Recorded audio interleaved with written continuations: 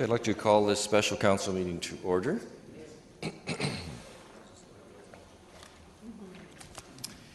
As we know, today is special council with an education component related to it, and this is about our webcasting. And today's is not being webcasted, but the intent would be, of course, that all standing committees and council would be, and including any special councils that we would have today in the future would be here. We had, of course, those in the Conestoga room before, but by having them here in the council chambers, we can also do the webcasting for those meetings as well. It's not set up for today, but in the future, that's what we would intend to do, unless there's a problem with any of that with anyone. You wanted to speak? No. Oh, I thought. Speaking to the microphone. Okay. All right. Okay. Councillor Gazzola, do you want to press your microphone, though, please? I do. It's on. I guess it is on already, for some reason. Go ahead. No, I just want to know if tonight's council meeting is going to be streamed. It's a good question. I don't know the answer to that. Christine says yes. Yes, we are planning to record it. However, it's really just we're in pilot mode at this point, so we'll see going forward whether or not we will actually post it to the website later on.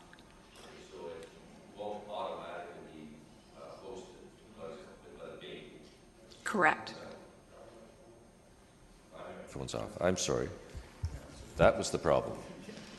Sorry about that, Zig. I had pressed it earlier, and John's was on and mine was off. Sorry.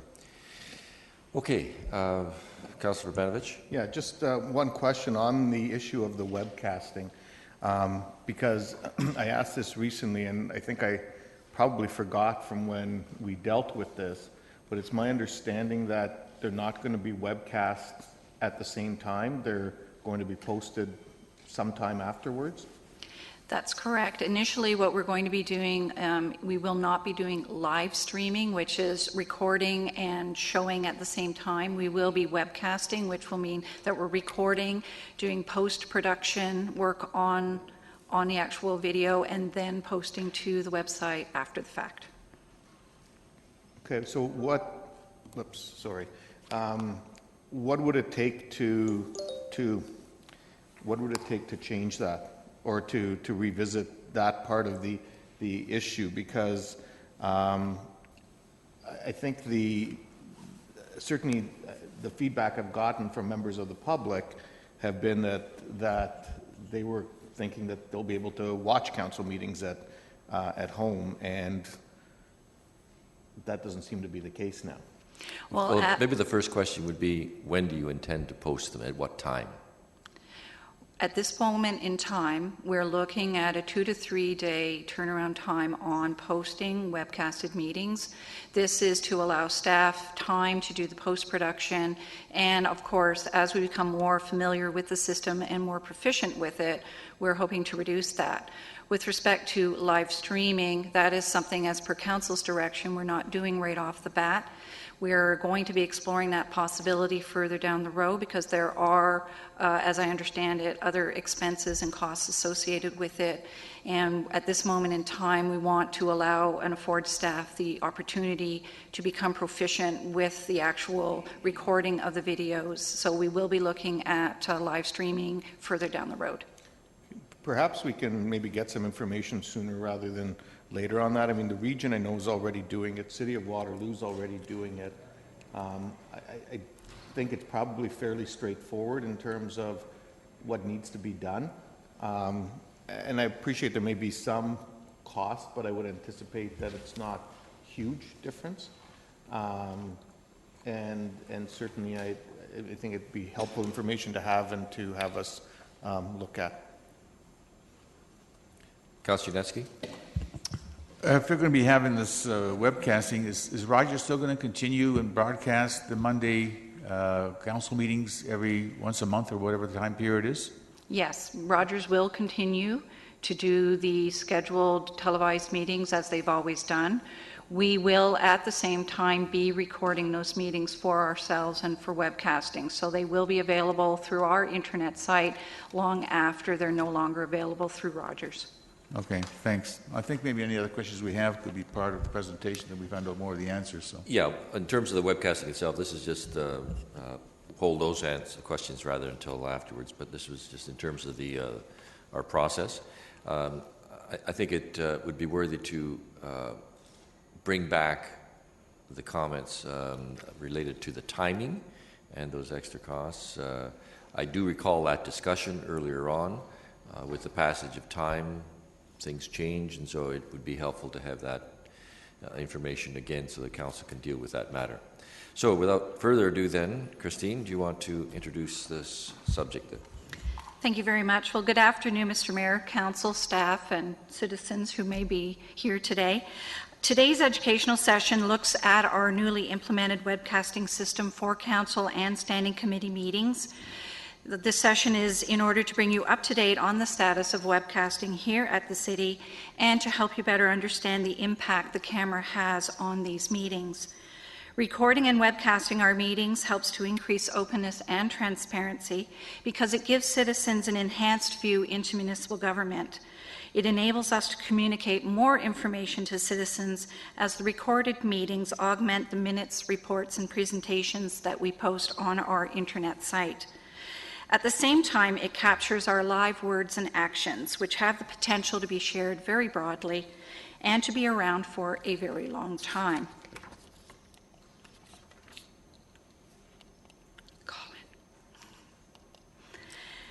So today we're going to quickly update you on the status of webcasting here at the city. Colin Goodeve is going to give you a demo of the system and how it looks to the public, along with the documents that will be associated with recorded meetings. Fred Dean, our guest speaker, will speak to how the camera impacts council committee meetings. And finally, we will wrap up with next steps for webcasting here at the city. The team that worked together on the webcasting project included staff from across the city, including purchasing, IT, legal, and legislative services, along with Rogers Cable TV and our webcasting provider, Granicus, with the support, of course, from council and our senior leadership team. From the time the RFP for the system was issued to now, this slide shows you the primary milestones which have been met as per staff's commitment to council. When we initiated the project, we were not really sure how such a system would work, and so staff training has been a key element to success. During the training and the August 12th pilot, we have discovered which tasks can be performed during a meeting and those that need to be done post-meeting to prepare the video for posting to our internet site. Our pilot for the August 12th standing committees was extremely successful and uncovered only a few minor issues which have been addressed with our vendor. I'm pleased to report that the recording was complete. We didn't miss any significant edit points for the video, and the video will be available to be posted anytime after today's session for the public to view, along with the associated documents, which Colin will demonstrate to you shortly. As staff move forward and become more familiar with the system, we expect our ability to operate the system will improve, but there will still be post-production tasks that will need to be performed. In conjunction with the recorded meetings, we have moved also to parliamentary style minutes as per council's direction, and that's something that Colin will also demonstrate to you this morning. In addition, we have produced signage for the council chamber, and you will notice they're at the doors to let the public know that our meetings are being recorded. We also have notices on our website, and we will be posting this particular signage here at the lectern as notification to the public who are appearing before council to know what we're doing with respect to recorded meetings. In addition, when delegations sign up, we will be providing them with notice as well so that they understand that these meetings are being recorded.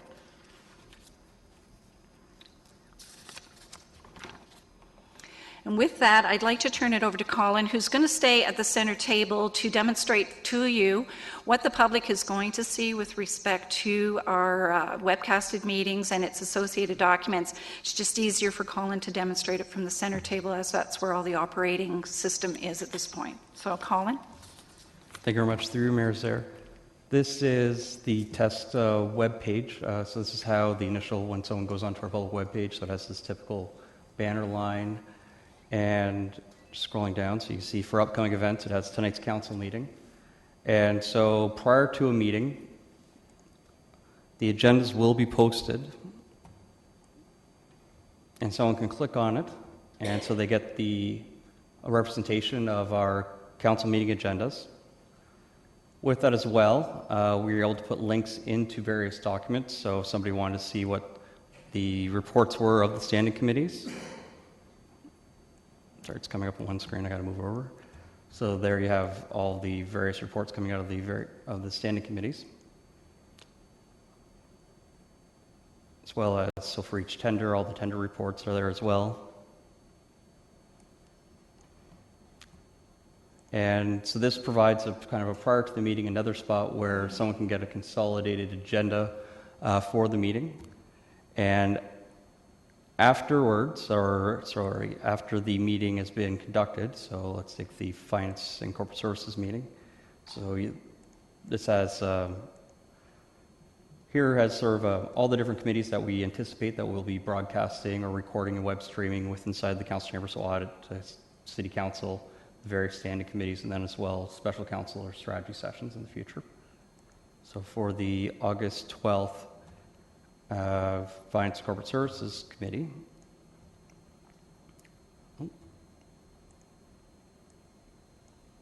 So you have the agendas continues to be posted, and with that, first click on video.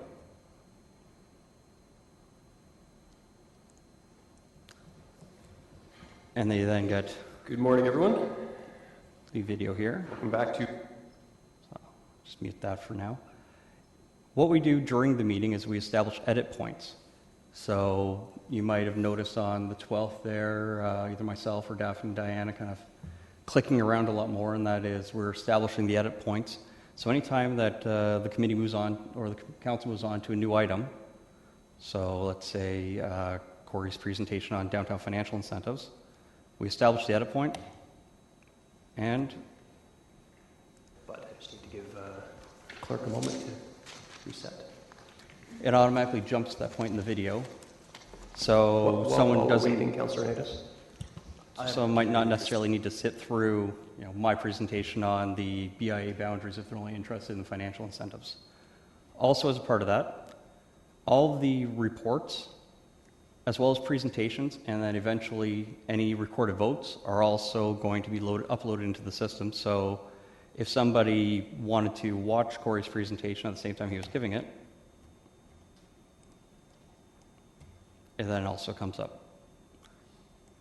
Now, typically it loads up in here, but I think it's because I'm using the dual monitors that it's actually loading up on this side.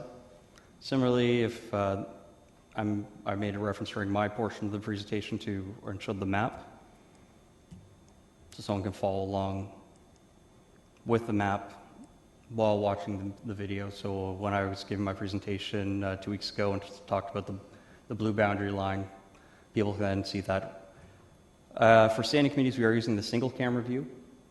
We're still working and tweaking at kind of the best level to zoom in and capturing people, and so we can effectively get the podium as well as the screen and all members of council. So we're still working on that. But this is generally what the standing committee meetings will look like. In addition, for votes, so given the difficulty with reading the screen, we will upload all recorded votes. So this is the document that's produced by the voting system in the council chamber, so when you do a recorded vote. And so afterwards, we take this and we'll be uploading it so that if somebody wants to see the outcome of the recorded votes, it'll be recorded as usual as part of the minutes, but then also as part of the documents that are loaded up. So essentially, you would have everything that a person could want in association with that item will be uploaded as part of the agenda. And then towards the bottom here, you'll notice we're also including the minutes. So that way, people don't have, if they know which meeting it is or which item, they can go straight to pulling up that meeting, and they'll have all the reports, presentations, and the minutes.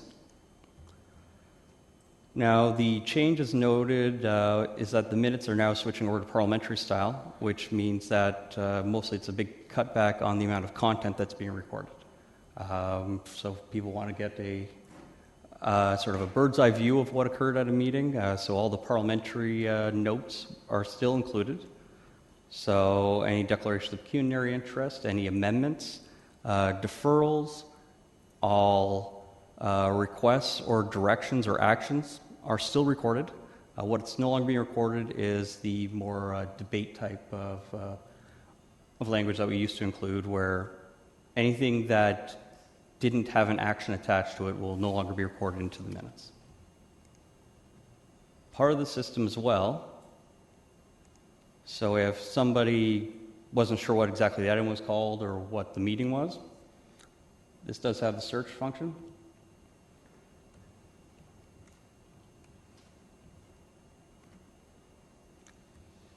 And so I just typed in downtown, and of course the two items that dealt with the downtown come up as part of that as well.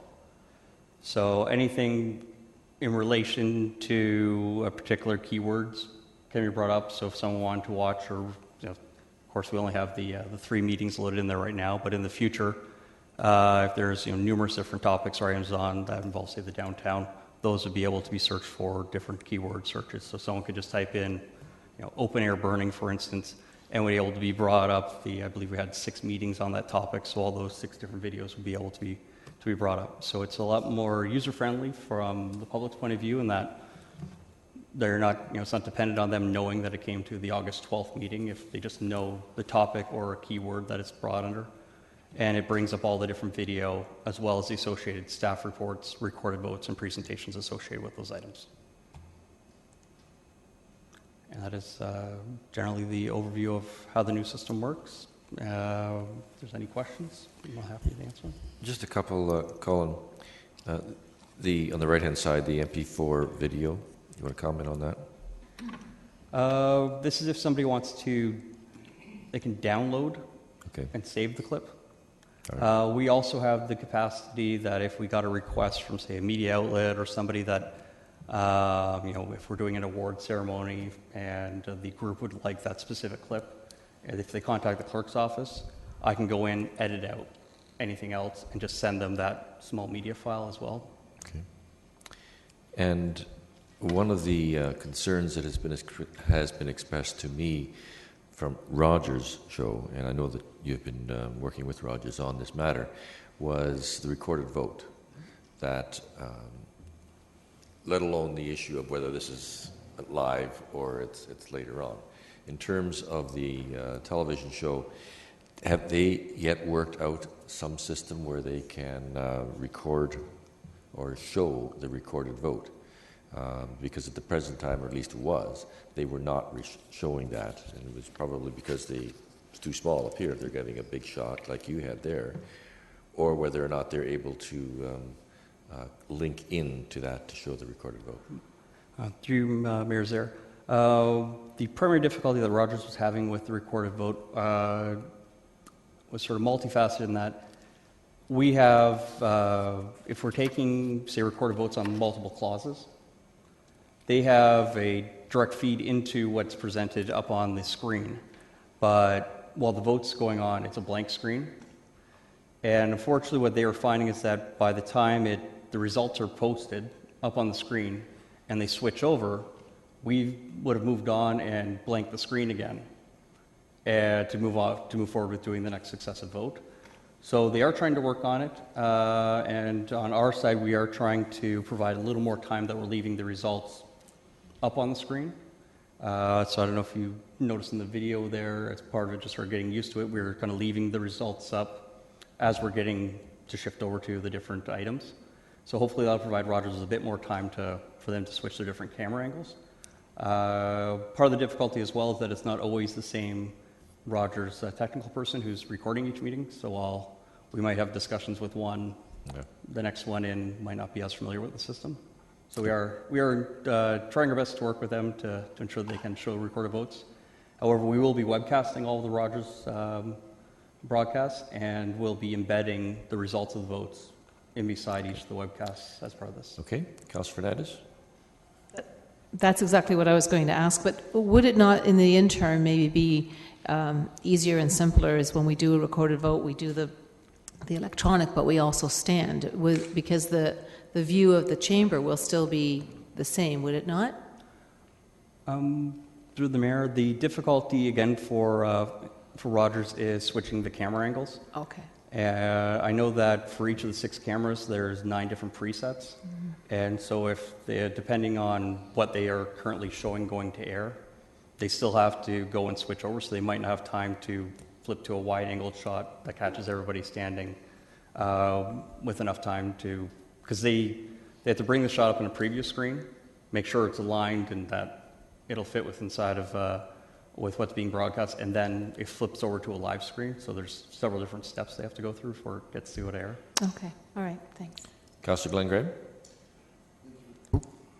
Thank you very much. Just a question, Colin, about whether committee meetings, what's the cost of this? Perhaps Christine could speak about that, because can we do this for committee meetings as well?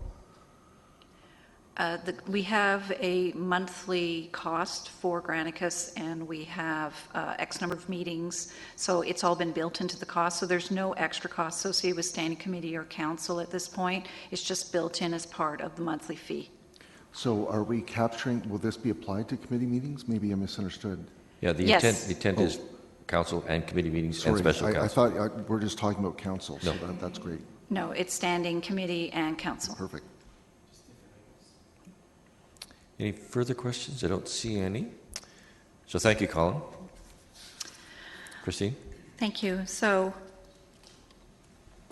with the implementation of webcasting comes some new issues for us to consider. So to speak to you today about the new transparency involved in webcasting is Fred Dean, our guest speaker. Fred has been a municipal lawyer for over 35 years and has been the city solicitor for Sudbury for 23. Currently, Fred practices law as a sole practitioner, acting exclusively for local government across Ontario. Since 2001, Fred, together with Nigel Belchamber of London, has facilitated the AMO's Councillor and Head of Council training programs. And just a week ago in Ottawa, they presented the Personal Responsibilities Program dealing with the new Safe Drinking Water Act obligations on members, a municipal conflict of interest update, and other personal obligations imposed upon members of council. Fred is a principal of Emerly Gavel Limited, and since January 2008, it has investigated closed meetings of municipal councils, local boards, and their committees to determine whether there has been compliance with closed meeting requirements under the Municipal Act. He also acts as an integrity commissioner, investigating complaints under municipal codes of conduct. And in 2007, Fred was named to the Association of Municipalities of Ontario Honour Roll for his years of service to local government. Fred brings years of experience at televised council meetings, and today is going to be sharing with us his expertise in this area. So please join me in welcoming Fred. Welcome, Fred.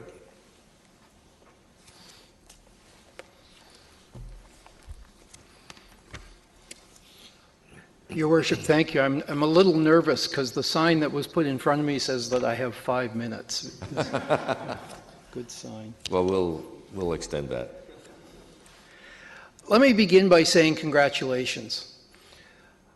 One of the fundamental things about local government, and it's becoming more and more true as the years go by, is that you live in an environment that the expectation is that you are going to be accountable to the people of your community, and you are going to be making decisions in a transparent way. That's fundamental. So webcasting or live video streaming, whichever, and I agree with the councillor who says, let's get this to the live video streaming at some point, is a really important step in this transparency that you're obligated to undertake. I'm going to take you through some fundamentals of local government because I think it's, and I'm not going to dwell on a lot of the slides, but it gives you some fundamentals around how you deal with this issue of a council meeting that's being shared with the world. This is very different than being on cable. And it's different because cable is restricted to the people in your community who subscribe for cable. This allows you to be on a beach in Florida and watch the meeting if you're really desperate to watch a meeting of council meeting when you're at beach in Florida. But you're able to do that. The scope of it is really tremendous. And I'm going to show you a couple, or at least one example today, how it's been used in a, I think, a pretty inappropriate way, but we'll get to that.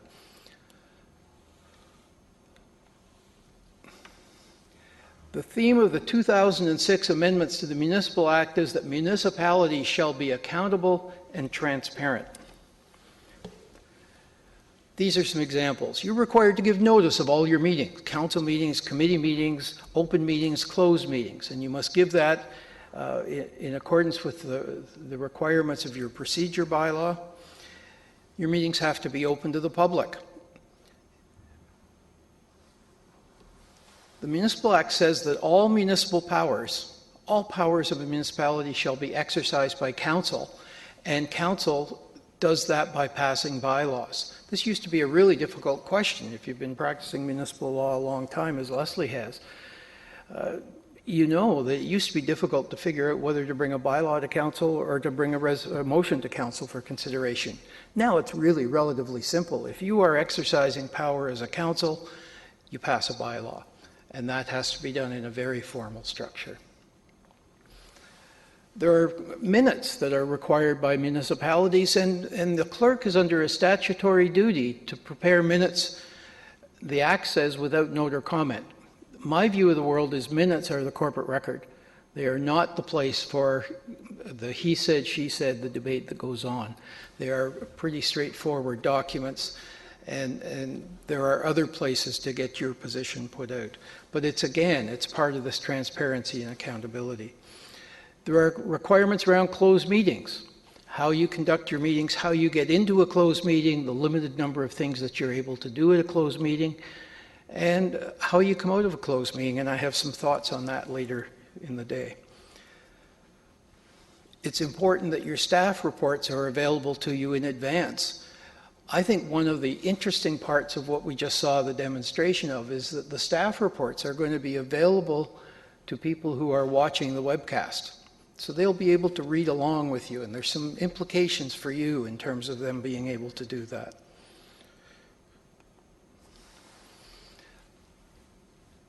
So there's an increased public access to decision making, and I think that's all good.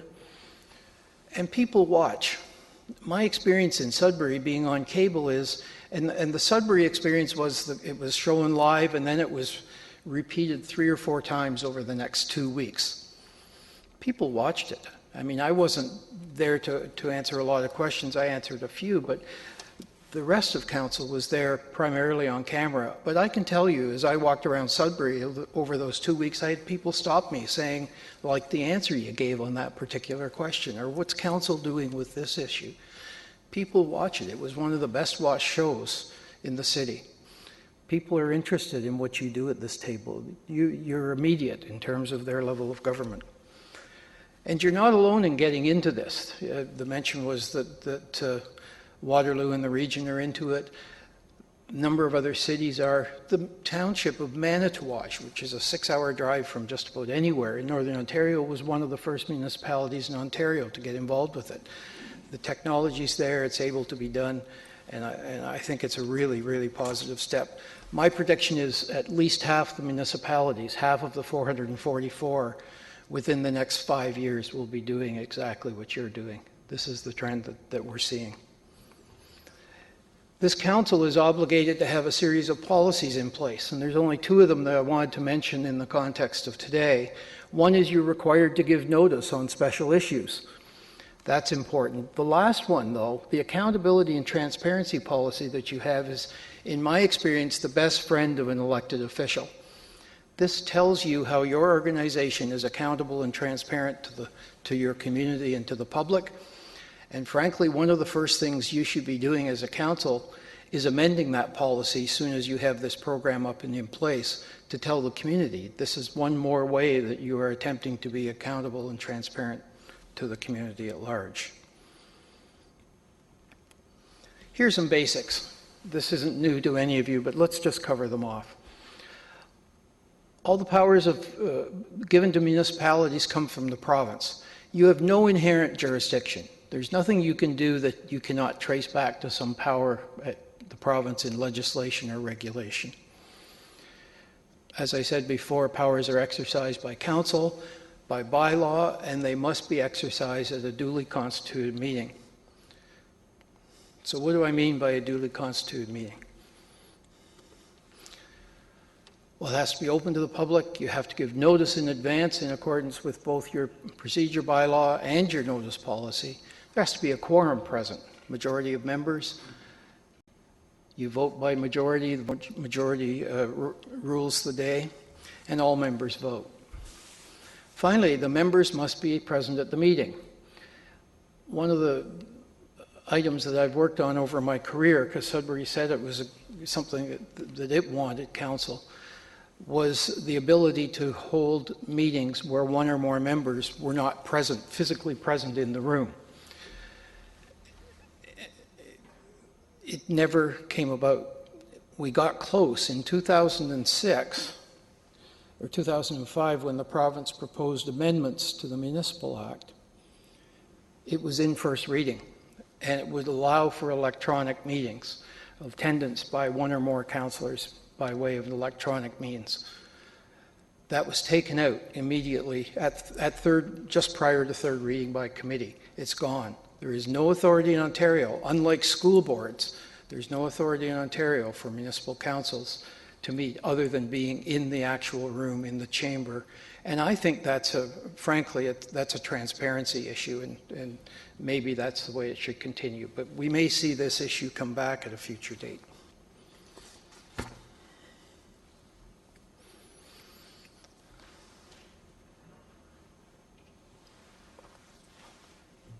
This is a slide I've used on a number of occasions. And I ask the questions, what's the public expect of you as a council and this organization as a municipality? Well, they expect you to deliver the basic services and do it well. Expect you to respond to emergency, the expectation you have an emergency plan in place that's effective. Deal with new issues effectively. That's an issue that comes and deals with you right around this council chamber. Contribute to community pride. And that council will act reasonably and make good decisions. And those are the fundamentals. That's what your community, in my experience, that's what people are looking for. I want to go through this very quickly. One of my experiences, the more effective a council is, the better the people in the room understand their respective roles and responsibilities. It's the councils that don't understand and the staff that don't understand their respective roles where difficulties can occur. And these are legislated. The province has told you what your job is. The province has told your staff what their job is, and it's your obligation to function within the confines of that.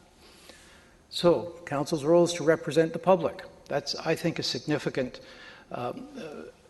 matter, and it's one you will not find in the description for your staff. Consider the well-being, develop and evaluate policies and programs, determine the services, maintain financial integrity, and carry out responsibilities under other statutes. If I had to summarize that list to me says you here as a council set policy and make decisions. That's what you've been elected to do. That's the leadership of your community.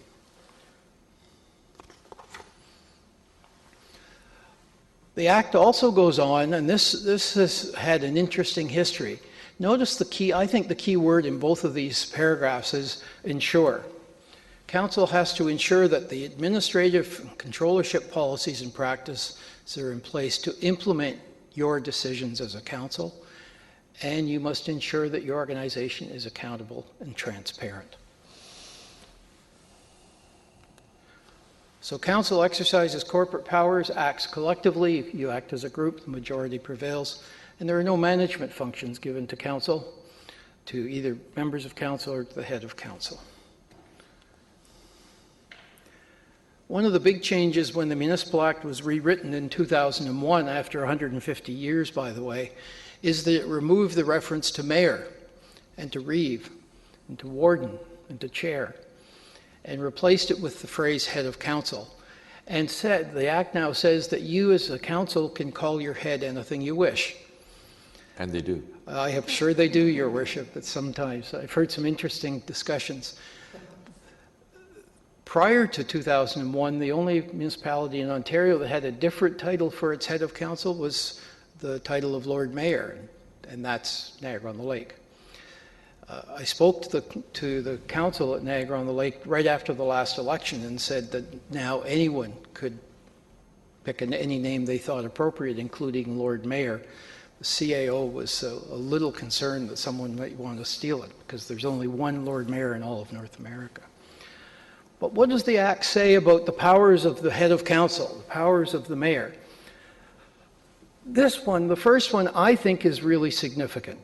And that is preside over council meetings. That's what the Act said for as long as I've been in the business. And then in 2001, this new phrase was added so that its business can be carried out efficiently and effectively.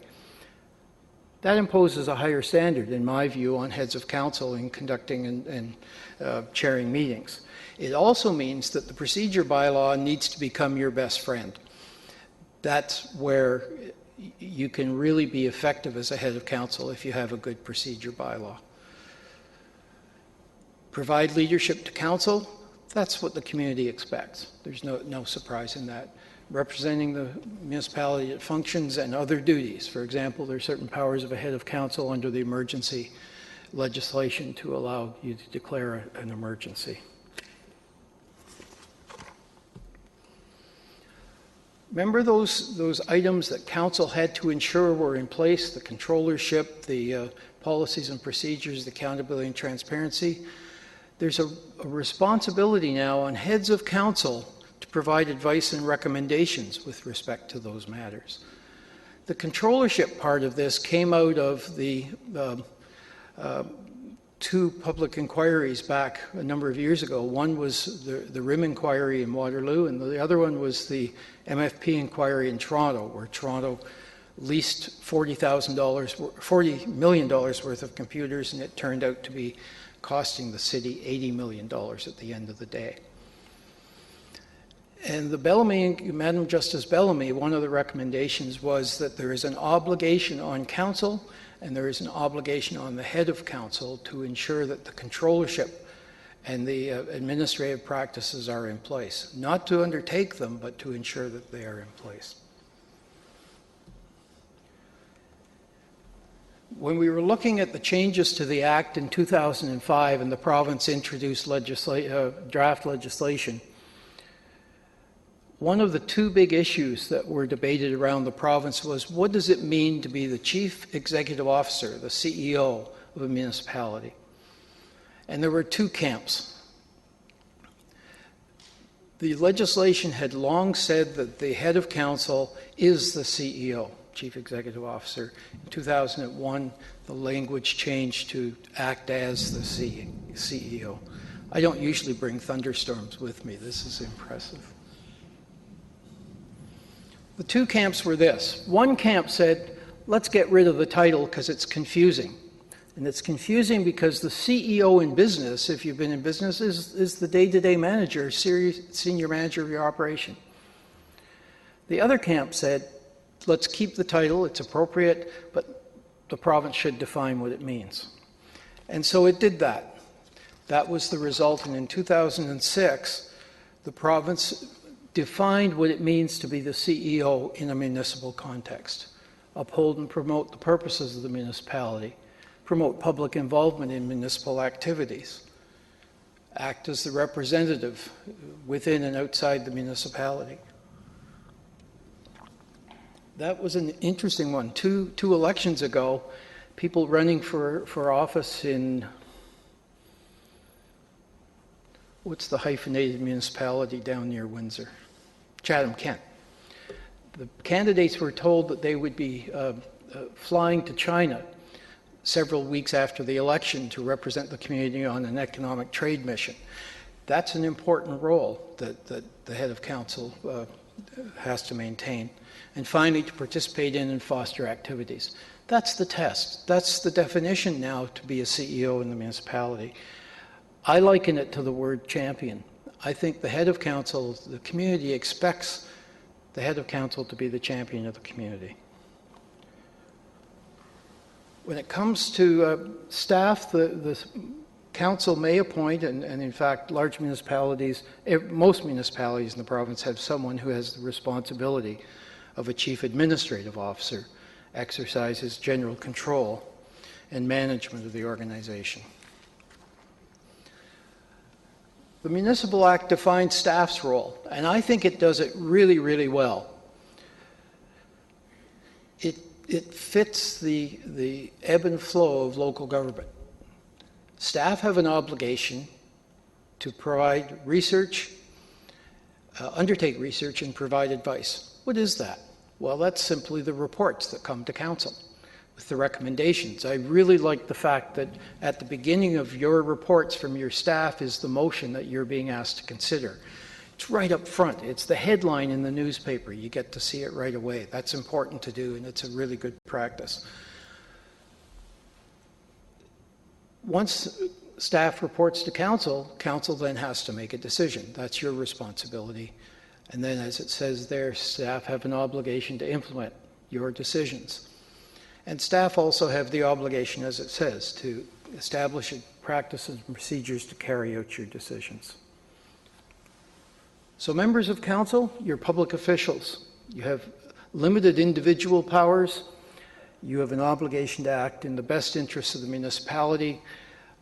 And I take that to have a dual meaning. I take that to mean the municipal corporation as well as the geographic boundaries of your community. You set policy, you make decisions, and there are no management functions. This is a chart that Nigel Belchamber and I use fairly regularly, and it really says this. Anyone in your community, member of council, staff, public, media, anyone can identify an issue. The analysis and recommendation is made by your staff with recommendations to council, and council makes a decision. That's implemented by staff, it's measured, and at the end of the day, council will evaluate the decision that's made. Council should steer the boat rather than row it. This is from a book back in the 70s by Osborne and Gabler. I think it's a really good analogy.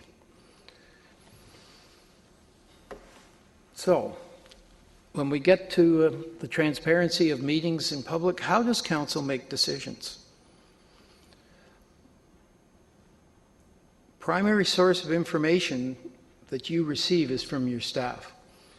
And that information has to be good, and it has to have good recommendations in it. You should always be getting a recommendation from your staff. You need to hear what that is. What's the second source of information to your council? What's the number 2 source of any information you receive? You control it. It's your governance model. It's your committee structure. Why do you create committees? You create committees to provide advice and make recommendations to council. And if your committees are doing that, then it's acting effectively. And if they're not doing that, you have to ask the question why. At one point, Sudbury, a councillor asked, made the statement, I think we have too many committees. There were 54. Council shrunk the list slightly to 4. And the test that council used to eliminate the committees was, is that committee providing good advice and making good recommendations? And so it was a complete restructure of how they saw the committee structure. There are different types. You have a committee of the whole system here. That can be effective, but there are other types as well and different purposes. You also have local boards that you appoint that are special purpose bodies that are providing advice to you as well. I'm a big believer that your procedure bylaw is one of the 2 most important documents in your municipality. From your point of view, certainly, and I think from staff's point of view as well. The other document that I think is on the top 2 is your annual budget. It sets your policy and your spending for the current year as well as your capital program. Your procedure bylaw sets your governance model. It sets the rules of engagement for you as members of council, for how you deal with each other, how you deal with the head of council, how you deal with staff, and perhaps most importantly, how you deal with the public. So it defines relationships. I'm a big believer that procedure bylaws need to get reviewed every term of council. And in speaking to the clerk, I think that's going to be happening with some suggestions in terms of how to make it more effective. I'll share a secret with you. I think the most important thing in your procedure bylaw, number one, is a good index. Your clerk needs to find things in a hurry, but so do you. If you can find them quickly and follow the rules in an appropriate way, it really can be very helpful.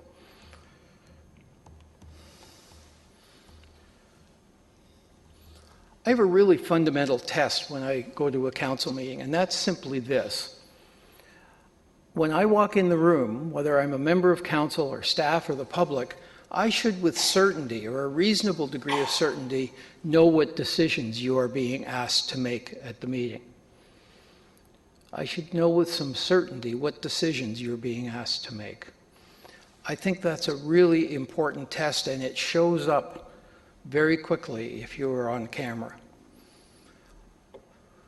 I call it the ambush. If you are allowing ambushes, and you will find the ability to ambush in your procedure bylaw. If you as a council are allowing ambushes through the procedure bylaw, you are going to create difficulties. You will not look good on camera. So how can you get ambushed? Well, as it says, by one of three directions. You can ambush yourself. Your Worship, we just need to add this item on to tonight's agenda because it's important and we have to deal with it. And if other members of council aren't aware it's coming forward or haven't had reports given to them, that's an ambush. Be really cautious about that. In my experience, I get an opportunity to work with a number of councils who are having difficulties, and one of the things that happens is they are allowing members to add items to be dealt with at the same meeting. You have a provision for notice of motion. That's a really good approach. You have to be careful about ambushes by your staff. Staff can ambush council by something called, we used to call them addendums in Sudbury, added on items that they drop a report in front of council and say, make a decision. And you really haven't had an opportunity to read the report or contemplate it. I don't think that's fair. I think you are here to make decisions. You have to have good information, and I think you should expect timely reports. And I think that's happening here. That's my sense. But you need not to be having addendums placed in front of you. Be careful also with verbal reports, because you're not quite sure what they're going to contain as well. Councils that have a good delegation policy in terms of how you hear the public do very well. Some municipalities allow the public to come at the end of meetings or the media and ask any question they want. And I can tell you that that creates all sorts of difficulties, and you don't want to find yourself in that circumstance. The message is be careful of the ambush, because it can really change how people see you and how you make effective decisions. So what's the impact of the camera? Let me take you through what I think are some of the important elements of it. When I was in Brampton years ago, there was a councillor, and this is back in the 70s, there was a councillor who showed up at the meetings, and in those days you got your package in a big envelope, and sat at the meeting, and immediately prior to the meeting being called to order, ripped open with great fanfare the envelope for the agenda for that night. That's not quite being prepared. You know, it was pretty obvious during the meeting. He would ask questions that were probably in the third paragraph of the report that the council was dealing with. That's not appropriate conduct in my view. You need to be prepared. Best practice I ever had was encourage councillors, if you received a report and you weren't sure about an element of it, call the staff member responsible for it or call the CAO in the afternoon before the meeting and ask the question. Often you will eliminate a number of questions at the council that way. You need to read all the reports, and you need to read all of the minutes prior to the meeting. Firstly, you need it to be prepared, but secondly, you need it because you have obligations under the Municipal Conflict of Interest Act. And occasionally, a member will get caught because they haven't read minutes of a committee that they're not a member of. And there's something in there in which they have a pecuniary interest. You need to be careful. And as I said, keep in mind that the public will, when they are watching your meeting, have those reports in front of them as part of this electronic program. Keep in mind that webcasts will last forever. Someone will keep it, whether you do or someone else copies it and saves it. It will be around forever. You need to act, in my opinion, in a professional way, as does your staff at the meetings. The better the level of decorum, the more appropriate the meeting will be. You need to be cautious about a couple of other things, too. If you are contemplating, and it always sounds strange to me when I say this, but if you are contemplating of slandering or defaming someone at the council meeting, you may want to get legal advice first. Sometimes that's hard to do in the heat of battle, but sometimes it's very well planned. We had a circumstance like that in Sudbury. You need to get the legal advice up front. Again, because the evidence of it will be absolutely clear. The other thing to keep in mind is that if you are trying to support a group of ratepayers in a circumstance where they have suffered injury, maybe because the municipality caused that injury, you have an obligation. You cannot take on the role of champion of their claim against the city. You have a contract for insurance with an insurer that says that none of you will take any action that may detrimentally affect the municipal position. So be very careful on that sort of approach as well. I want to show you two video clips. We'll do the first one. And let me give you a bit of background to this before you see it. The township of Bonfield is near North Bay. Its council chamber doesn't look anything like this council chamber. It's a small community. These people are there not making very much money for the work they do. It's a 5-person council. But I want to show you just a short clip.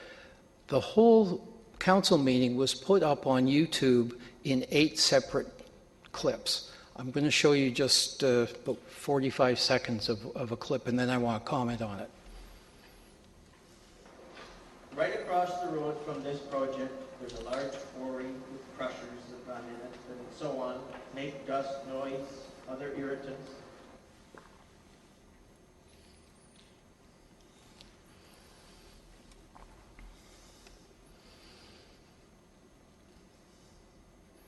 There's restrictions on that level of activity, firstly by the noise bylaw, but bigger than that, the Ministry of Environment has decibel levels that are cannot be exceeded. And this project is no different. And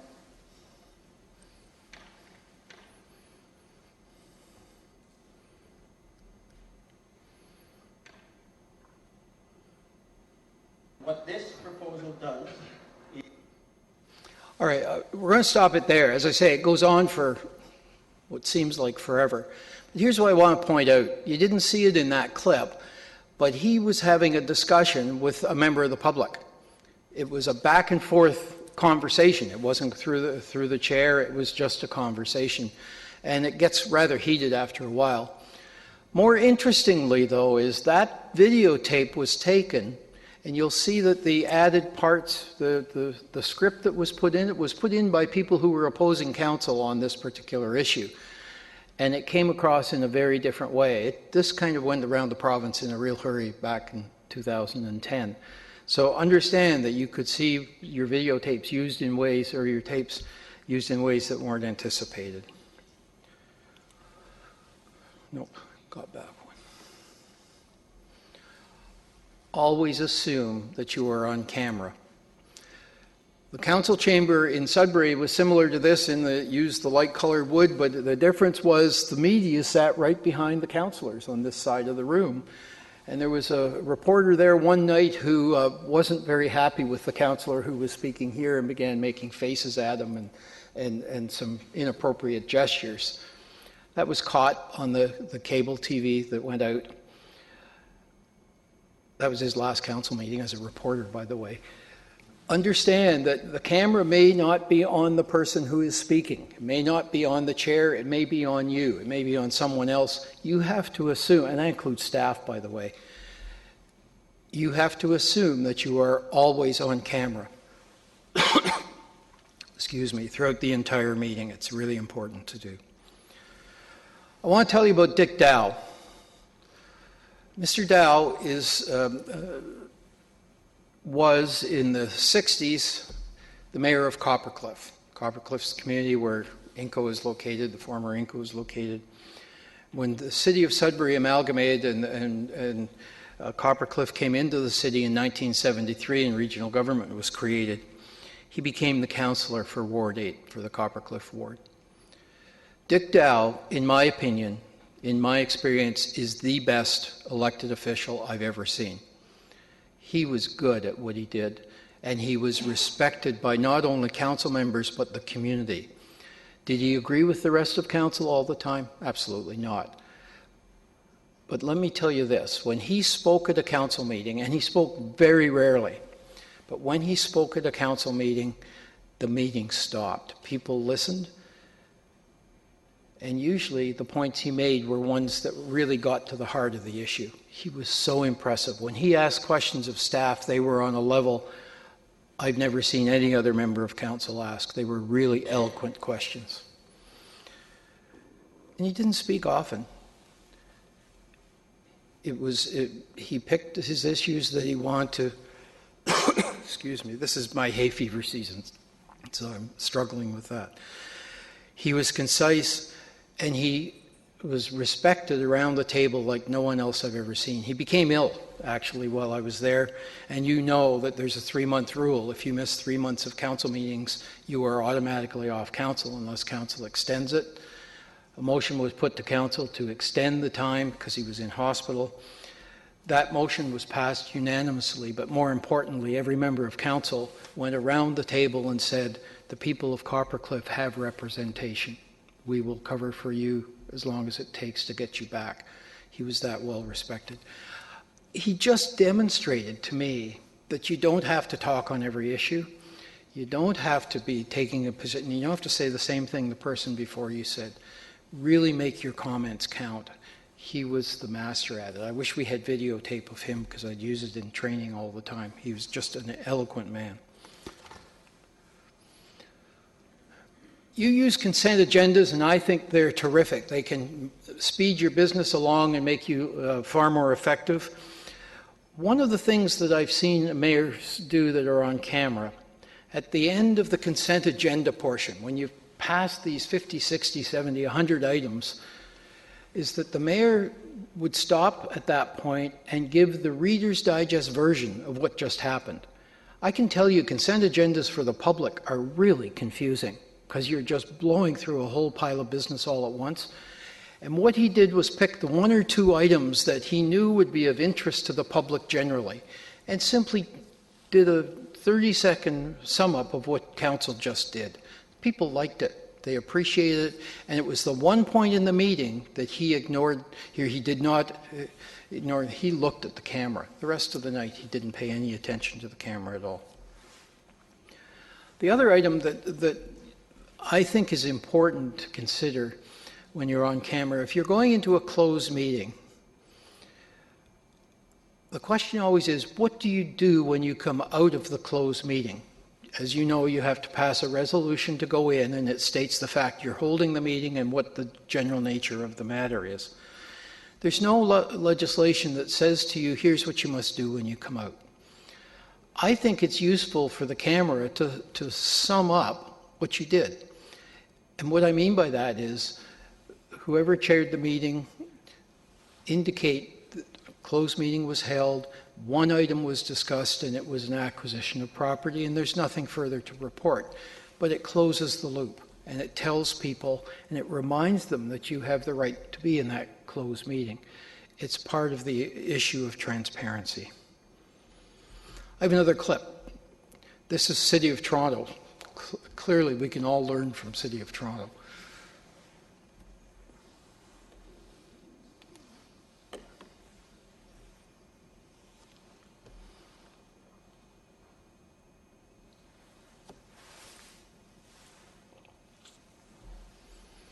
It's still going to cost you money. $1 billion more out of your pocket.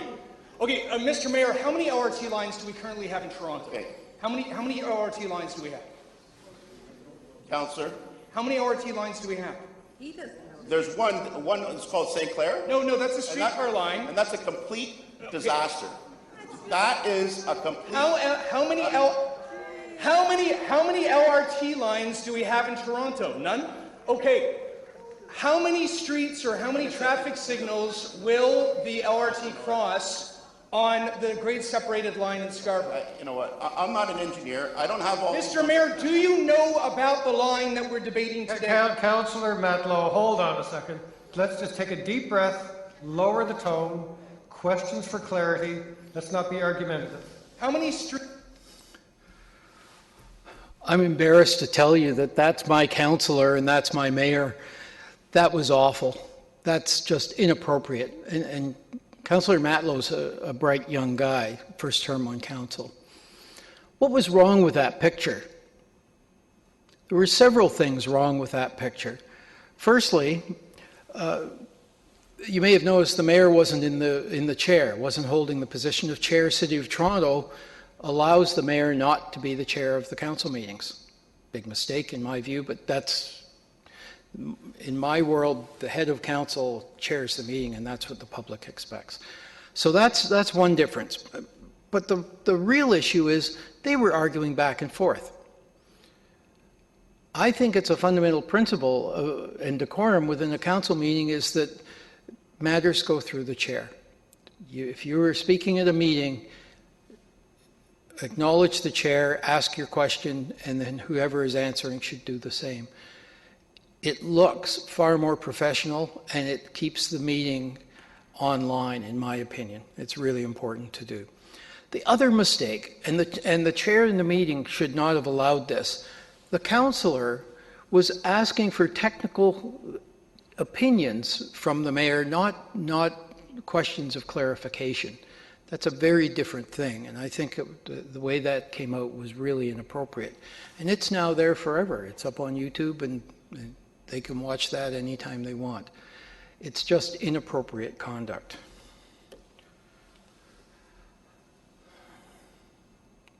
There we go. The clerk mentioned in introducing me that I was in Ottawa last week in the week. Nigel Belchamber and I did the Personal Responsibilities Program. And we start that day off with a discussion of the Declaration of Office. It's really interesting. Municipalities talk about putting together a code of conduct for the conduct of council. In my view, you don't really need one if you pay attention to what you swore to when you took office. It's the best code of conduct I have seen, and it's done in 3 lines, 3 paragraphs, 3 sentences. It's a really good reminder. People who are running for office should be given at the time they sign up a copy of that to remind them, here's the standard to which you must conduct yourself.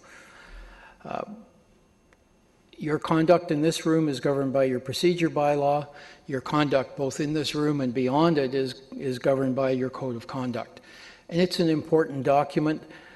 I think the key to a code of conduct is to keep the reasons that you are breaching it really clear. Most of them can be done in a page or page and a half, and the rest is process. It's important to read that from time to time. What's appropriate conduct for you? You have an integrity commissioner that can help you with that, but it's really important to do. Here's an observation. The Toronto Star for years did a survey of the least trusted professions. Most years it was lawyers. And then elected officials took the top role, politicians took the top role, but it always distinguished municipal officials. It didn't include you in that mix. I think the world's changed. what's happening in the Senate and what's happening in Toronto, quite frankly, people are having less respect for what you do. You have to work hard at earning the respect of your community. And that's not just true here, it's true throughout the province. I think going to what you're doing in terms of broadcasting your meetings really helps. It helps if you conduct yourself appropriately. It helps if you run really good meetings, if you have a good procedure bylaw, if you have good reports from staff, and if you're dealing with the public in a fair way. People will respect that. People will appreciate it. They won't like all the decisions you make. They never will. You know that. But it can make a big, big difference. This is a list I use fairly often when I'm doing training. 10 critical success factors for effective councils, and I don't want to spend a lot of time. I think respect and decorum really come out when you're on the camera. People will notice that. Appropriate facilities, you have a magnificent council chamber, unlike the township of Bonfield, which is high class for some Northern Ontario municipalities. I can tell you, I've been to most of them. Avoid the ambushes. I think that's really important. You need to know when you walk in what you're being asked to make decisions on. Know the roles. Have a well-constructed agenda. I think your format's really good. And it's going to be easy for people to move around, not only you and your staff, but the public, and I think that's positive. Effective chair, you have that duty, and the bylaw will help you enormously. Where does the clerk sit, Your Worship? Right in front of you? So she can't kick you under the table, but she can at least turn around, and that's important to have that relationship. Yeah. You need comprehensive reports from your staff. You've demonstrated a commitment to transparency by taking the steps you are, and I think that's really positive. You need to know the procedures that you're operating under. A lot of your life is meetings. I don't have to tell you that. The day you got elected, your life became meeting after meeting after meeting. Who's the best expert in the room on meeting procedures? Should be probably most answer the clerk, city solicitor. Chair should be right up. But the rest of you need to be aware as well. The test I use for clerks is I think they should be reading their procedure bylaw cover to cover once a month. Because if you have a question at a council meeting, you want an answer, and you want it right away. So they need to know that bylaw, and that's appropriate. Woody Allen said that 80% of success is just being there. Well, it depends who you ask. Some quotes it's 90%, but it's somewhere between 80 and 90%, just be there. I think that's true, but I think it also means you need to be prepared. Again, congratulations. I think you're doing a really good thing by going this step. Your Worship, those are my comments. If there are any questions, I'd be happy to take them. Well, thank you very much, Fred. It's clear that you have had a world of experience, depth of breadth of this province. And that comes out in your anecdotes and your calm and respectful way of presenting it. So thank you very much. Appreciate it. Are there some questions? I believe there are. Councillor Fernandez. Thank you, Fred, for the very interesting presentation in terms of getting us to be aware of our behavior in chambers. Just a couple of questions. And we can't govern our behavior all the time because I think sometimes our emotions start to really get heated. How do you suggest that we do? I mean, I think sometimes it's good for the public to see our emotions because otherwise we really look very much like caricatures. We could almost put a billboard here and just let our voices be heard. I mean, how do we govern ourselves in that respect? Or are there guidelines that you think are too... I mean, certainly what we saw in the Toronto situation is probably not self-governing. Are there guidelines that you would suggest? I expect every member of council to be passionate about what you stand for and what you're bringing to the meeting. That's very different, and I expect you to express that. I love training with Nigel Belchamber. He's the calmest, most relaxed guy in the world, and then I get up to speak and I'm bouncing off the walls. I expect you to be passionate about what you're presenting. I expect you to be concise. Good councillors, in my opinion, are concise in what they want to say. But I expect that you don't become personal. Leave the personal part outside. I've seen some really, really strong debates over the years, and at the end of the meeting, the councillors will go out and have a drink or coffee or whatever after. They were there debating the issue, and they all believed, in my experience, they all believed they were making the right decision for the community. So be passionate, take a position, keep your comments short, and don't make it personal. If you asked me for a checklist of what I think makes a really good councillor.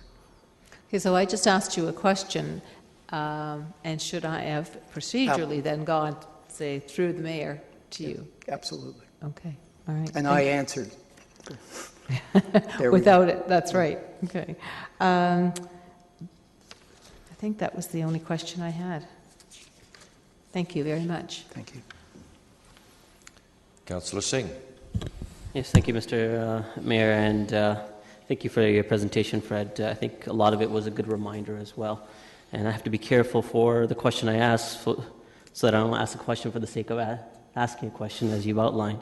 What I had in mind was, you've seen the outline as to the way the meeting formats for video would be online.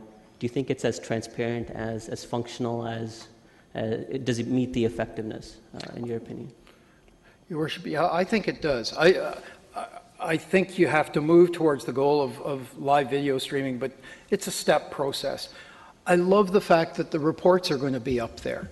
I love the fact you're debating how do you get the issue of recorded votes put up there, because we're going to see more recorded votes, particularly around water issues. If you've had the training on water, you're going to know that you are probably going to be asking for recorded votes on just about every issue around water. So I think you've done a really good, and it all sort of, I'm not a techie, so I watched this on Friday or Thursday, and it flowed really, really easily. And that's good. The easier you can make it for the public to read and move around in it, the better off it is. But it makes, having those reports out there really makes it clear that you better have read them in advance, or don't ask a question on it, because it will become apparent very quickly that you haven't read the report. Thank you, and from your expertise, it's good to get that confirmation as well. And the second question I had was to ensure, of course, now these meetings will be more public and transparent, and to ensure that the procedures of the meeting are more concise as the questions that are being asked of staff and delegations. Is it beneficial to have allotted time for each councillor, or the number of questions that particular councillors can ask as well, for effectiveness of the procedure meeting? Your Worship, different councils do it in different ways. There are some heads of council who will go around the room and get you to ask your question and go to the next council and the next one. And I've never understood that. I think you get involved in the debate if you think there's a real purpose for adding a comment to the debate. If 4 people have said the exact same thing, you're going to say, why bother? I mean, it's just taking time. So I think having a set way of doing it, I don't think it is my favorite way of doing it. It's not the most effective. Good. Thanks again, Fred. Okay, I don't see any other questions or comments. Once again, thank you very much for being here. Thank you, Your Worship. Appreciate the opportunity. Christine, you want to do some follow-up now? Yes, thank you. Thank you very much, Fred, for sharing your broad base of knowledge and including highlighting the impact of the Cameron Council and standing committees. So I'd like to now look ahead and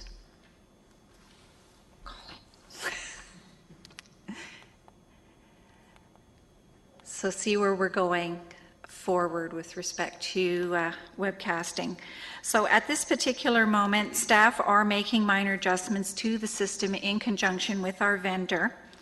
We will be continuing with staff training and familiarization with the system in order to improve our proficiency with the system. We are planning to post the August 12th Standing Committee webcasted meeting so that they will be available to the public along with the associated documents that Colin showed you earlier. And of course, we will be posting these as a matter of course as we go forward. We are anticipating that at a future educational session, we will be dealing with some MFIPA issues. Some of these are specific to webcasting, and as Fred's pointed out, kind of highlight some specific issues that may become more prevalent as we move forward with webcasting. And some are just some general issues with respect to MFIPA that I think might be beneficial for council to know. A little further out into September, October, of course, we're going to be preparing for webcasting of council meetings themselves. Addressing the issue with multi-cameras, as Colin alluded to, we have discovered that doing multi-camera productions is more complicated than originally was thought. So we do need to investigate a little bit further about how we're going to be able to manage that, operating our conferencing system, operating the webcasting system, and then how does that all fit in with multi-cameras, because there is a lot of production that's involved with that, so we need to figure out how we're going to manage all of that. We are anticipating that after piloting the recording of council meetings, we're anticipating that our October 28th council meeting will be the first non-televised meeting that we'll be recording ourselves. Up to that point, we will be webcasting the October 7th televised meeting from Rogers, but October 28th is sort of our do or die night that we're aiming for with respect to doing it ourselves. So we're hoping that we'll have everything ready to go and we'll give you a good quality production as far as that's concerned. Also, as with our standing committees, with our council meetings, we will be moving also to parliamentary style minutes for council as well. After October, of course, we will continue monitoring the webcasting and addressing any issues that may be coming up. And then, as we chatted about earlier, we will be exploring the possibility of live streaming and looking at what additional costs might be involved with that, what other equipment may be required, and working with IT to iron out anything that we may need to be doing with regards to that. So that pretty much concludes today's session with respect to webcasting. If council has any more questions, I'd be happy to answer them. Otherwise, I'd like to say thank you very much for your time today, and thank you again to Fred for coming here and sharing his breadth of knowledge with us. Just for clarity then, on tonight's council meeting, are you using that as a pilot as well? You're doing, recording it, and it may, is that the right, or it will be put on the web later on? At this moment in time, we're looking at the single camera tonight for council, just to kind of get our staff more used to utilizing the system. So every opportunity that we have to be familiarizing ourselves with the system, we're planning on taking advantage of that. At this moment in time, I guess we kind of have to see what the quality of the meeting might be before we would decide whether or not it would be a good meeting to post. But we have notified staff that we are recording it, and it may be posted on the website, so everybody can be prepared as per some of the things that Fred talked about today, about always being prepared to be on camera, even though it will be only a single camera view.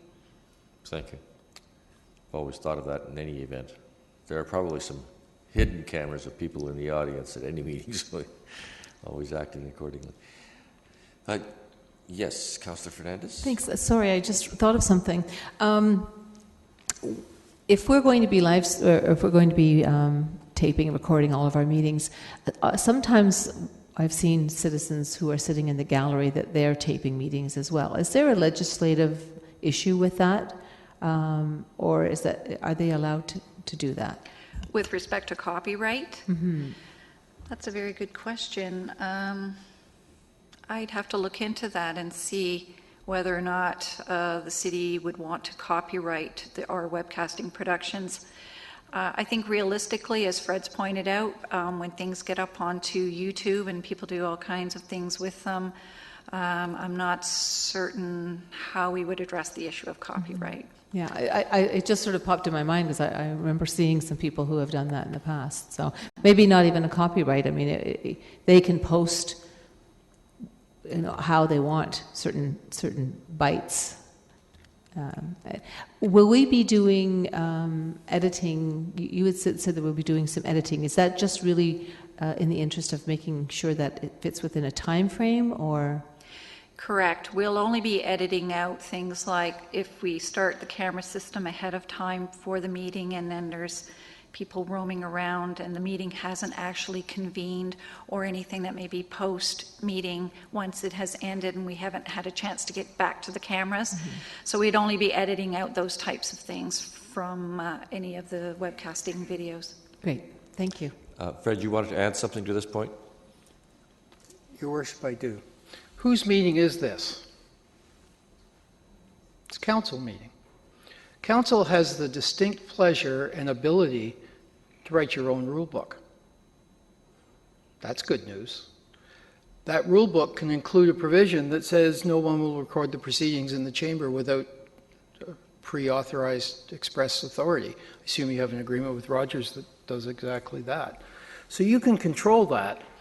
In my experience, you can do it through your procedure bylaw. The likelihood of it happening is going to reduce if you are now putting the meetings out onto the web and you're doing it yourself. There's less likelihood people will do it. It's a big issue in some small communities. People will come in with small cameras. It's easy to do. But in my experience, you have the right and the ability under your procedure bylaw to set out some rules. If you're going to set out those rules, they aren't very good just having them in your procedure bylaw. You need to post them when people come into the meeting so they know what the rules are. I don't believe our current rules of procedure say anything about that. We certainly do in terms of demonstrations and placards and signs and that sort of thing, which are disallowed. But I don't think it speaks to it. And quite frankly, it's a public meeting. Yes, it's our meeting, but it is a public meeting, and it goes again to the accountability and the transparency type of thing. It is what it is. We're here. You said what you said.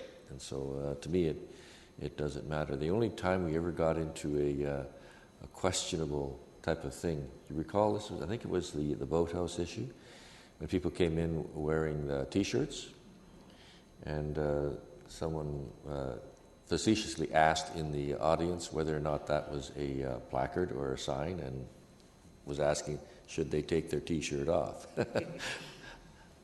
They left them on, thankfully.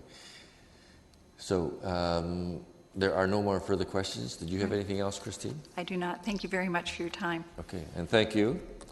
So there is one other item to be dealt with in this portion of the special council meeting, and that is the authorization for the in-camera meeting. Is someone prepared to move that? Moved by Councillor Ioannidis, second by Councillor Fernandez.